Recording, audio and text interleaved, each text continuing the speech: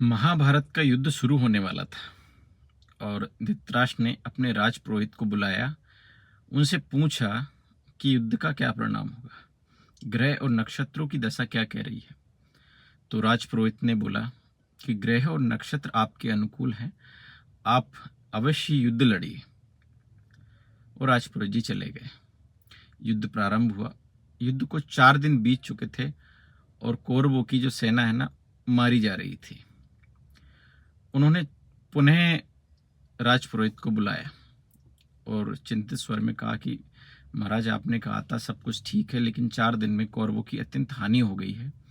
क्या है, आप देखिए। पुनः पुनः उन्होंने तारे सितारे ग्रह नक्षत्र देखे और उन्होंने कहा है कि मैंने युद्ध का परिणाम बताया था, आपने मुझे बीच में बुलाया। युद्ध आपके पक्ष में है, आप युद्ध कीजिए। और पुरोहित जी चले गए, लेकिन धृतराष्ट्र चिंतित रहे। युद्ध को 8 दिन बीत चुके थे, कौरवों की आधी सेना मारी जा चुकी थी। धृतराष्ट्र ने पुनः राजपुरोहित जी को बुलाया। राजपुरोहित जी ने देखकर कहा कि वहां कोई है जो ग्रह और नक्षत्रों की दशा बदल रहा है। विदुर जी पास में बैठे थे। विदुर जी ने कहा कि कृष्ण है वहां पर।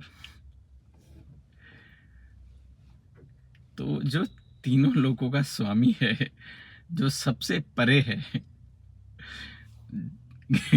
जो ग्रह नक्षत्र क्या करेंगे वहां पर।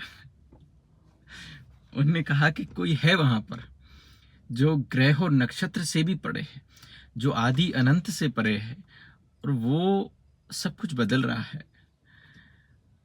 और तब धृतराष्ट्र ने कहा कि अब क्या होगा।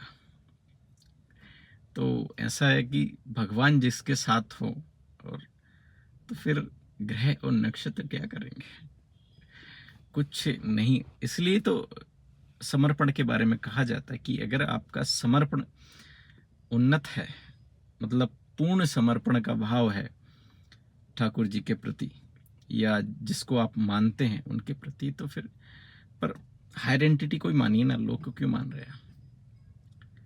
तो ऐसे हैं ठाकुर जी, ऐसे हैं भगवान श्री कृष्ण। क्या ग्रह नक्षत्र करेंगे उनके आगे, सब कुछ उन्हीं के द्वारा तो रचा गया था। उसमें कहा है उन्होंने कि दिग हूं तो उद्रकांड देख, मुझ में सारा ब्रह्मांड देख।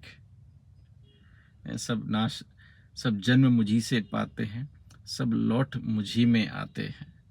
तो उनसे कौन परे है।